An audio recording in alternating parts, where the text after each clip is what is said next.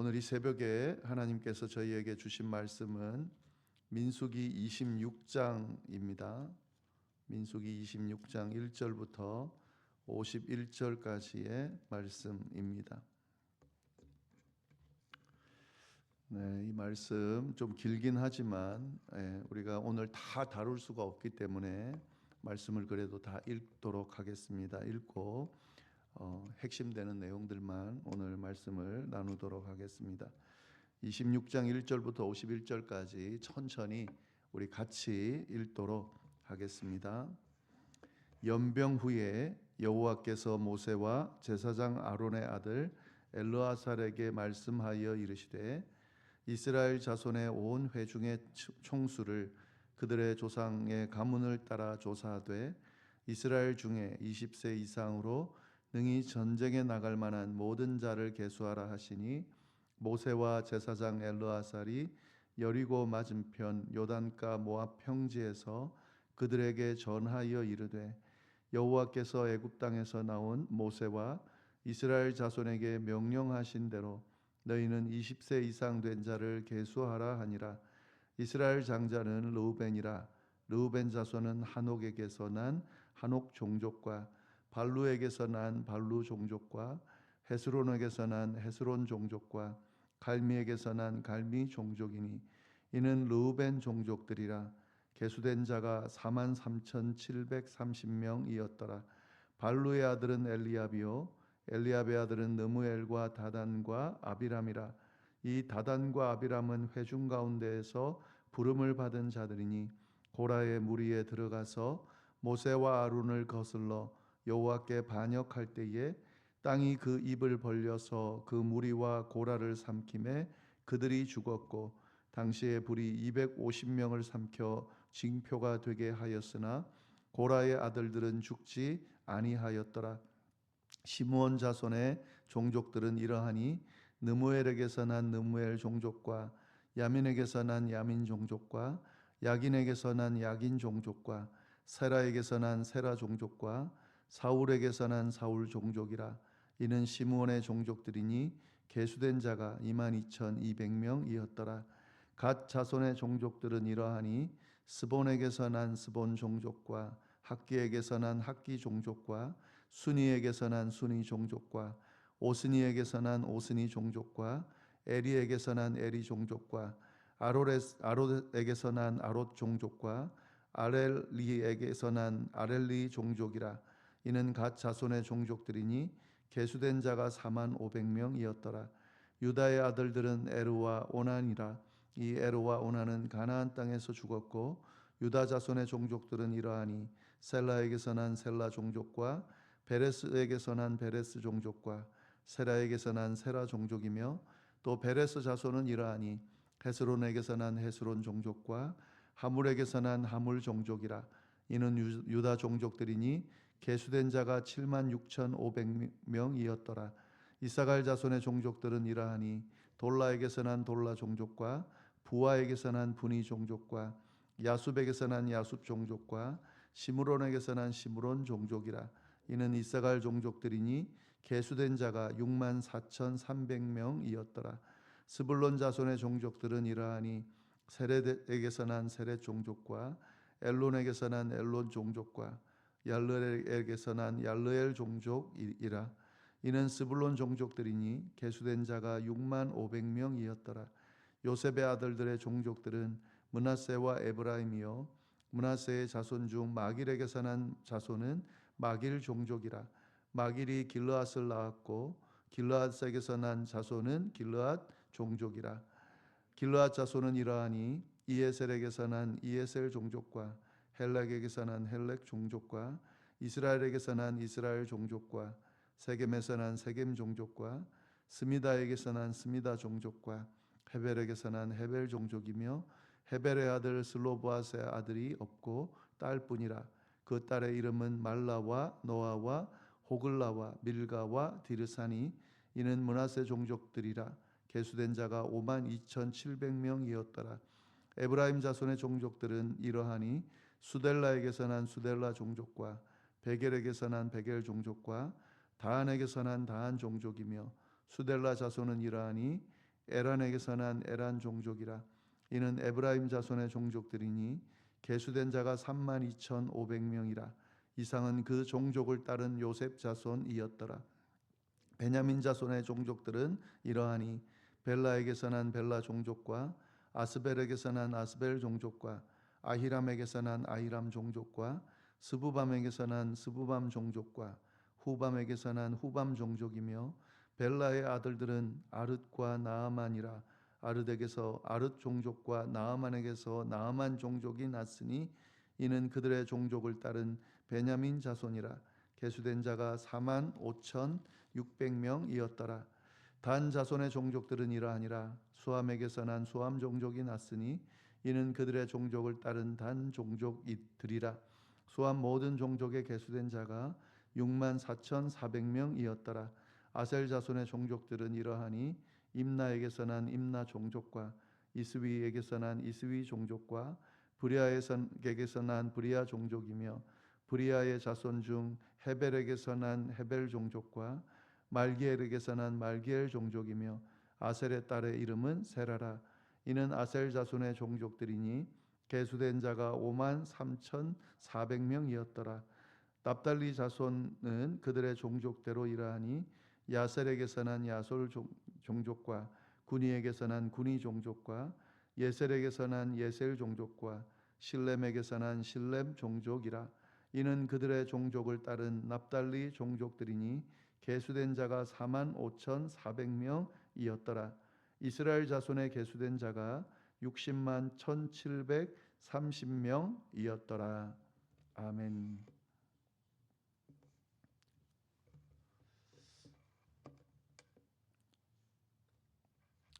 네, 저희가 민수기 말씀 함께 나누고 있는데요. 이 민수기라는 말씀, 이 민수기 책 이름 자체가 계수하다, 수를 세다 하는 그런 이름을 갖고 있는 의미를 갖고 있는 책 이름이죠. 영어로 numbers 이렇게 되어 있는데, 이제 민수기 안에는 두 번의 인구 조사가 있기 때문에 그런 의미를 연결해서 민수기다 이렇게 지금 책 이름을 지어놨습니다. 하나님께서 이 광야에서 두 차례에 걸쳐서 이스라엘 백성의 인구를 조사를 하셨는데, 첫 번째는 출애굽한 직후에 하나님께서 인구 조사하라 이렇게 이야기하셔서 인구 조사를 하였고요. 그리고 두 번째, 오늘 본문에 나오는 이제 가나안 땅에 들어가기 직전에 인구 조사를 하라 해서 인구를 조사하는 내용이 나옵니다. 그래서 오늘 본문은 두 번째 인구 조사에 대한 기록입니다. 첫 번째 인구 조사의 의미는 이제 광야에 가서 광야 생활을 하게 될 텐데, 이 광야의 행진을 함에 있어서 잘 하기 위해서 인구 조사를 했다고 한다면, 이 두 번째 인구 조사는 이제 가나안 땅에 들어가게 되면 가나안을 정복하고 거기서 정착하게 될 텐데, 그것을 또 잘 하기 위해서 인구 조사를 했다. 그 의미가 이렇게 구분되어질 수 있다 볼 수가 있습니다. 가나안 땅 진입을 코앞에 두고 하나님께서 이제 모세와 제사장 엘르아살에게 이 인구 조사를 명령했는데, 1차 인구 조사 때는 모세와 아론에게 조사를 명령했죠. 근데 지금 제사장이 대제사장이 엘르아살이기 때문에 그 모세와 엘르아살에게 인구 조사를 지금 명령하고 계십니다. 1절, 2절 보시면 그 내용인데요.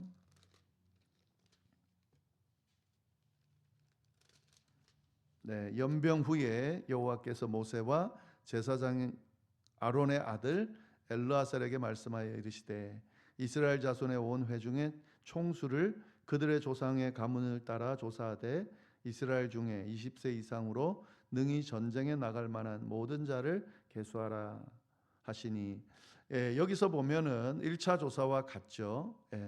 20세 이상의 전쟁에 나갈 모든 자를 계수하라. 1차 때도 그랬고 2차 때도 이 인구 조사의 대상이 분명합니다.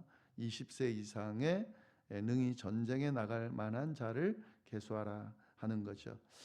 이것은 이제 가나안 땅에 가면 그냥 가나안 땅에 아무도 없는 게 아니라 가나안 민족들이 있습니다. 그래서 그 가나안 민족들을 이렇게 그 전쟁을 통해서 정복해 나가면서 가나안 땅을 차지해야 되기 때문에 어느 정도 그 전쟁에 참여할 수 있는 그 인원이 되는지를 조사했다라고도 볼 수가 있습니다. 2차 조사 때 그 인구 수가 어떻게 되냐면 우리가 51절 마지막에 봤죠. 이스라엘 자손에 계수된 자가 60만 1,730명이었다 그랬습니다. 그러면 이제 1차 조사 때는 어땠는가? 1차 조사는 60만 3,550명이었습니다. 그러니까 1차 조사하고 2차 조사가 조금 차이는 있죠. 1차는 60만 3,550명이고 2차는 60만 1,730명이었으니까 약간 줄었죠. 한 1,100명이 줄었다는 것을 알 수가 있습니다.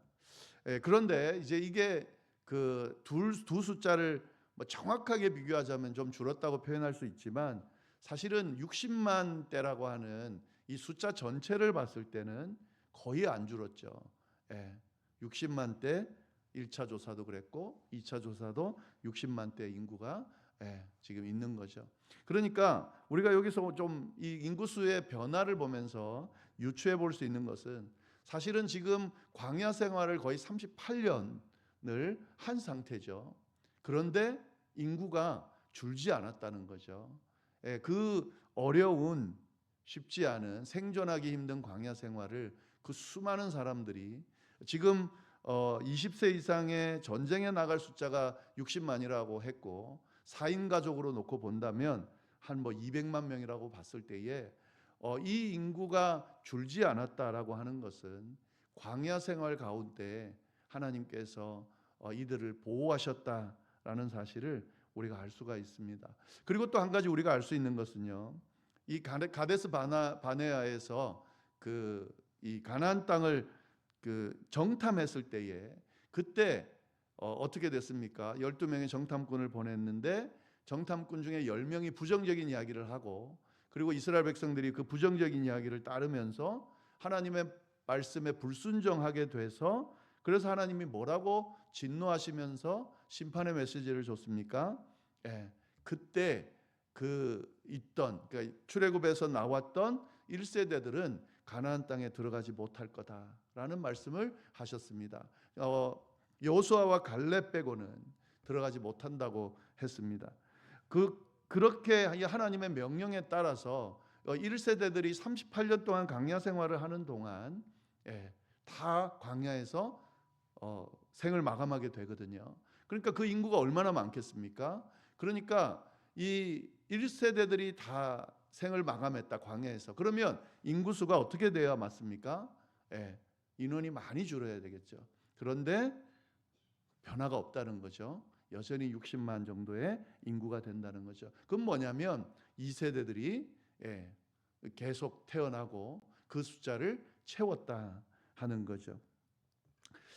우리가 이걸 보면은 이 광야 생활 가운데 그렇게 40년의 세월을 지내면서 인구가 변하지 않았다는 것, 하나님의 진노를 사서 수많은 사람들이 생을 마감했음에도 불구하고 인구가 줄지 않았다는 것. 이것은 뭐냐면 하나님의 변함없는 그 은혜가 이 광야 생활하는 이스라엘 백성들 가운데 신실하게 임했다라고 하는 사실을 우리가 잘 알 수가 있는 거죠. 그리고 하나님은 분명하게 약속하셨습니다. 이스라엘 백성들이 가나안 땅에 들어가서 거기서 정착하고 큰 민족을 이룰 거라고 약속해 주셨는데 하나님은 그 약속대로, 그러니까 이스라엘 백성들이 좀 불순종하고 잘못했음에도 불구하고 하나님의 그 약속은 변하지 않고 이행되고 있다는 사실을 우리가 잘 볼 수가 있습니다.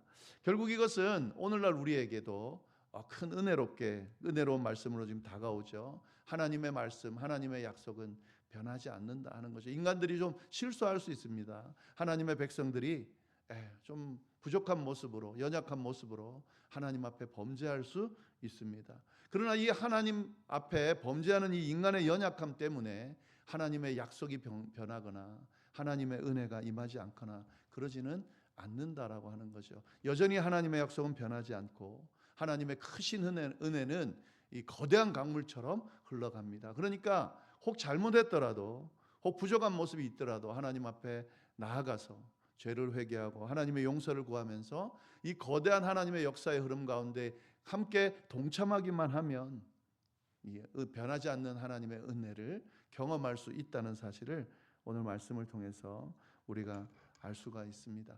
하나님의 거대한 역사의 흐름은 지금 오늘날도 계속되고 있죠. 지금 이 시대의 흐름을 보면은 부끄러운 모습들, 하나님이 진노할 모습들이 참 많이 있습니다만은, 그런다고 하나님이 이 세상을 버리고 하나님의 백성들을 버리고 떠나시느냐? 그렇지 않다는 거죠. 여전히 하나님의 백성들을 하나님이 사랑하시고 그들을 통해 역사하시고 이 세상을 사랑하시면서 이 세상을 포기하지 않으시고 인도하고 계시다 하는 거죠. 우리 믿는 자들의 시선은 항상 이걸 볼 수 있어야 됩니다. 오늘날의 이 세상의 모습들이 종말의 시대를 살아가고 있다. 예. 그 하는 행동들을 보면 세상이 정말 이 세상 말종이다 뭐 이런 표현들을 쓰면서 세상의 어떤 잘못된 모습을 가지고 우리가 부정적으로 볼 수 있습니다. 그리고 정말 하나님의 심판의 때가 임하면서 하나님께서 심판하실 겁니다. 그러나 그 모든 과정들은 하나님의 약속과 은혜 가운데 진행된다는 거죠. 하나님께서 여전히 그 은혜 가운데서 기회를 주고 계시고 또 하나님의 그 약속 가운데서 그렇게 지켜보시면서 변화되기를, 돌이키기를, 또 하나님의 백성들이 그 자리를 지키고 하나님의 백성으로서 역할을 잘 감당하기를, 그러니까 희망찬 눈으로 바라볼 수 있어야 된다는 거죠. 긍정적인 눈으로 바라볼 수 있어야 된다는 거죠. 또 하나님의 도우심을, 하나님의 역사하심을, 하나님의 용서하심을 기대하면서 간구하면서 간절히 도움을 요청하면서 바라볼 수 있어야 된다 하는 거죠.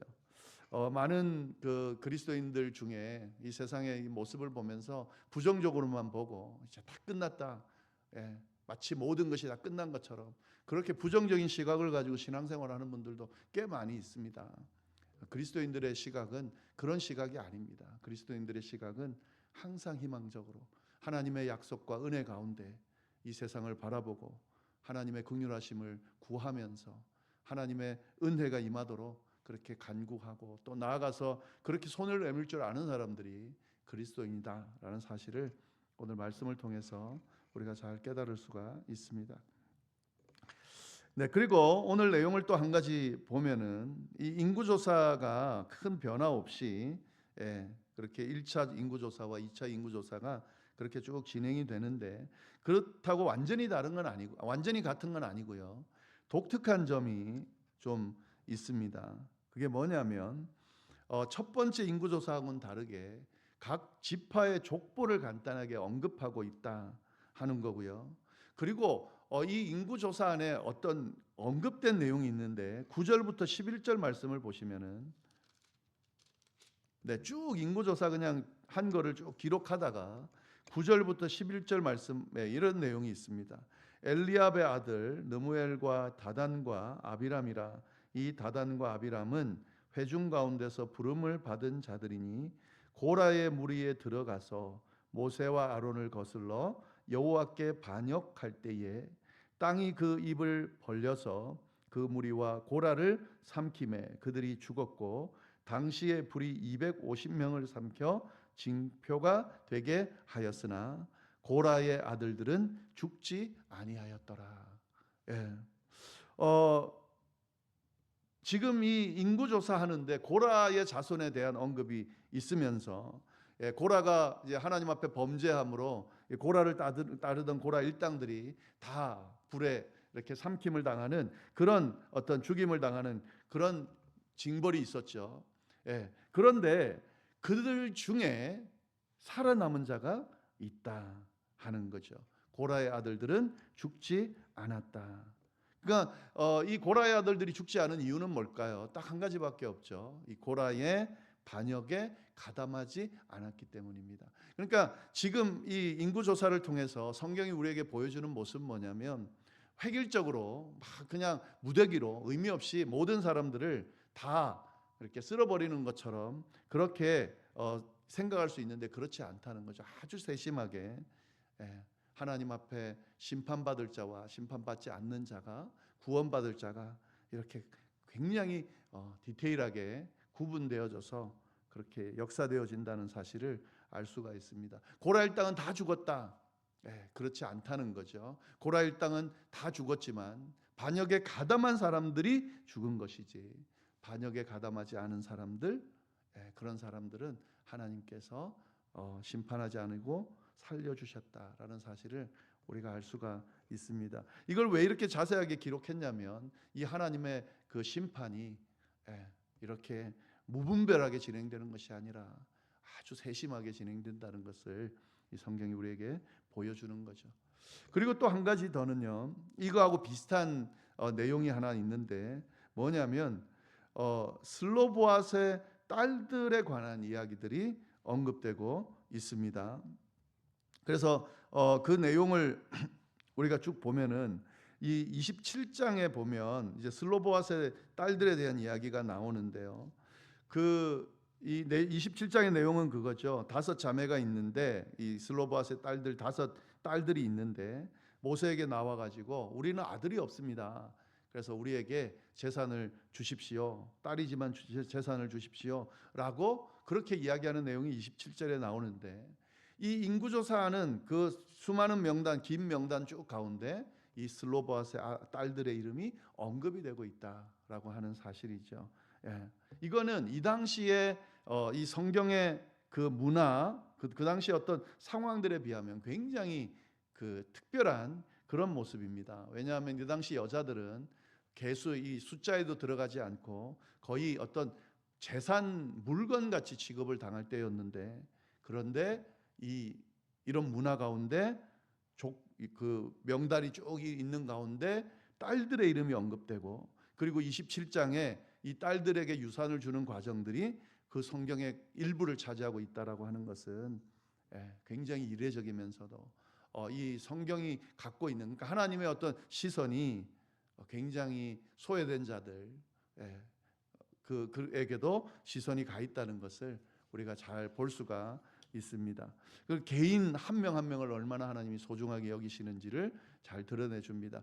전체적으로 보면 하나님이 그 대중으로 이런 어떤 공동체 중심으로 막 모든 것을 진행하는 것 같지만, 공동체 안에서 개인들을 세심하게 돌아보면서 그들에게도 관심을 가지고 그들의 필요에 귀를 기울이면서 귀하게 여기신다는 사실을 우리가 말씀을 통해서 볼 수가 있습니다. 오늘날도 마찬가지죠. 오늘날도 하나님께서 이 세상을 운영하실 때에 이렇게 거대한 그룹을 통해서 하나님의 역사를 이행해 가시지만, 그 가운데 하나님의 뜻을 버리지 않은 하나님께서 귀하게 보시는 자들도 있다라고 하는 사실을 우리가 기억하면서 이 세상을 좀 바라볼 수 있어야겠습니다. 좀 더 구체적으로 연결해 본다면 우리가 생각하는 이 세상에 좀 망해야 되는 집단들이 많이 있죠. 정말 하나님께 대적하는 그렇게 그냥 두면 안 되는 그런 집단들이 있습니다. 그리고 그 집단들에 대해서 우리가 비판적으로 바라보면서 그들에게 하나님의 심판이 임하기를 우리가 기도하기도 하죠.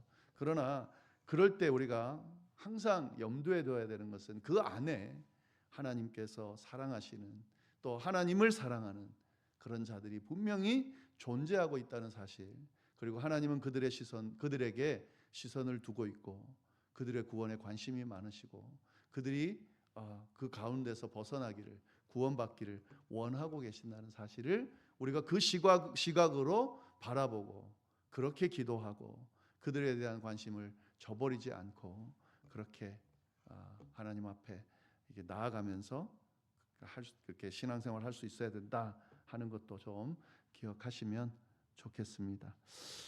네, 오늘 말씀 이 안에 담겨 있는 그 의미들 우리가 잘 새기면서 우리 삶에 잘 적용할 수 있기를 간절히 바랍니다. 기도하겠습니다. 하나님 아버지, 참으로 감사합니다. 귀한 말씀 주셔서 감사하고 또 이 말씀 가운데 귀한 주님의 음성을 또 들려주셔서 감사합니다. 하나님께서 얼마나 하나님의 백성들을 사랑하시는지, 또 하나님의 그 약속이 얼마나 신실하고 그 하나님의 은혜가 얼마나 거대한지 오늘 또 말씀을 통해서 우리가 깨달았습니다. 우리에게도 동일하게 이 약속의 말씀이, 이 은혜의 말씀이 임하고 있다는 사실을 우리가 기억하면서 그 말씀 안에 거하고 또 주님의 그 은혜 안에 머무는 우리의 삶이 될 수 있도록 인도하여 주옵소서. 이어서 드리는 개인의 기도와 중보 기도 위에도 함께하여 주시고 오늘 살게 될 하루가 주님 안에서 복될 수 있도록 주여 역사하여 주옵소서. 감사하며 예수님의 이름으로 기도드립니다. 아멘.